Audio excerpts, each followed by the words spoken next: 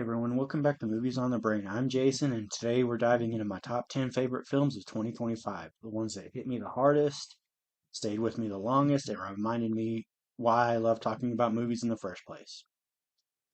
Quick note before I begin, I've already recorded my reviews for Roofman, Fantastic Four First Steps, Predator, Killer of Killers, and Caught Stealing, but those won't be dropping until 2026, so keep an eye out next year for the deeper dives. Kicking off the list at number 10 is Jurassic World Rebirth, a film that surprised me more than I expected. After Dominion, my expectations were on life support, but Rebirth takes a different approach that really worked for me.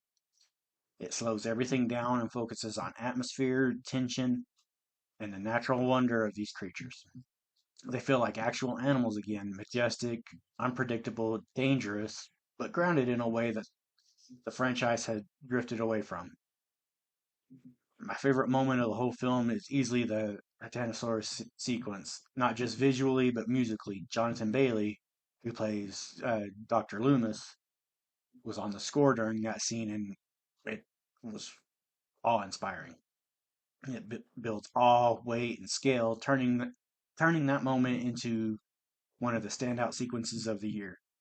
The story has rough edges, sure, but creatively it feels like the franchise finally found a new voice. And that's exactly why it lands at number 10, flawed but full of promise and heart.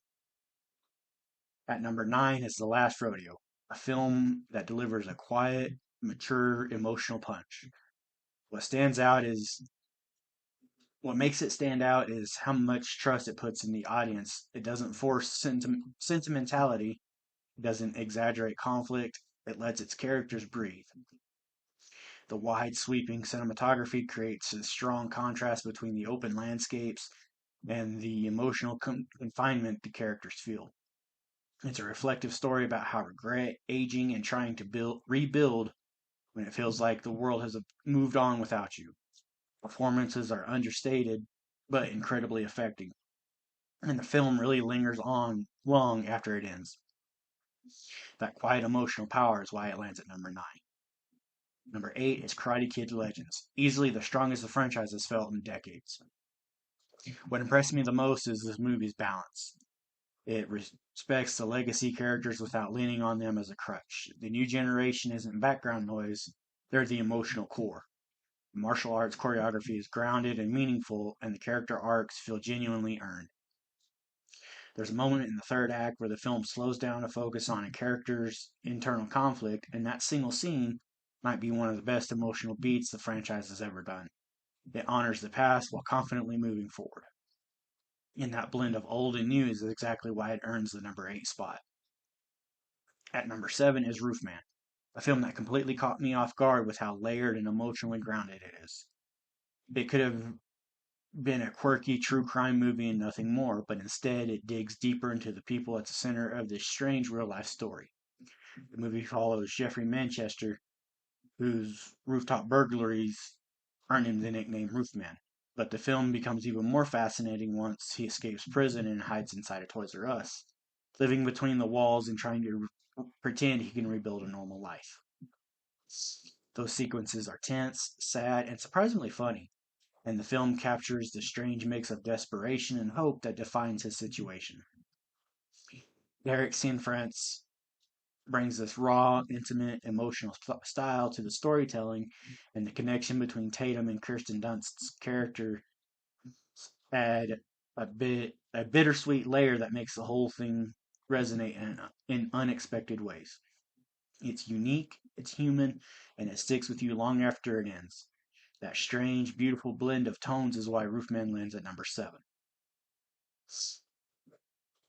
Number 6 goes to The Fantastic Four First Steps, the film that finally gets Marvel's first family right.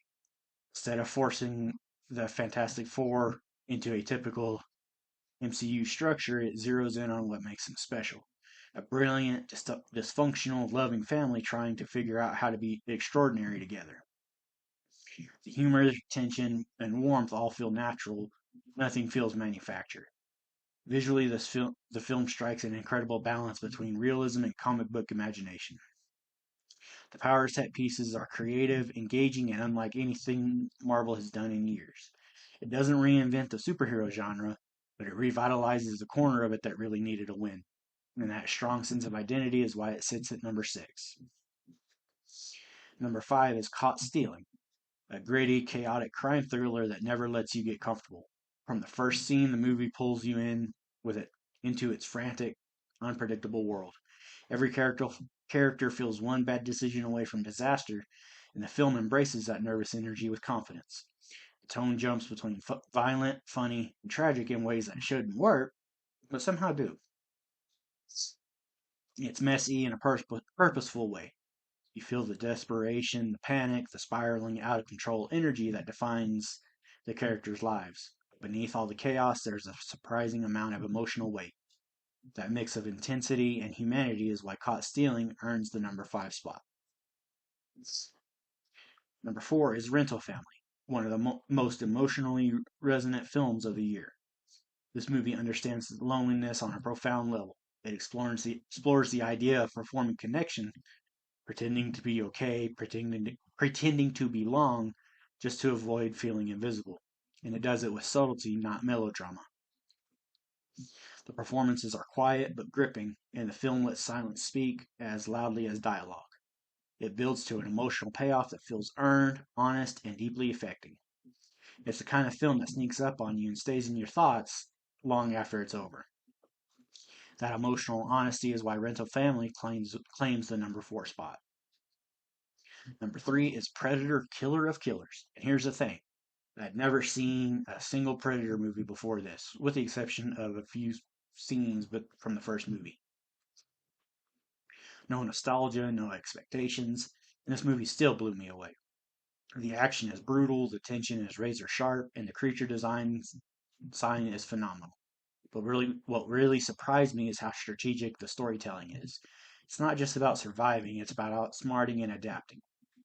The environments feel alive, the sound design keeps you on edge, and the third act really delivers exactly what the fans of this franchise want while still being compelling for newcomers.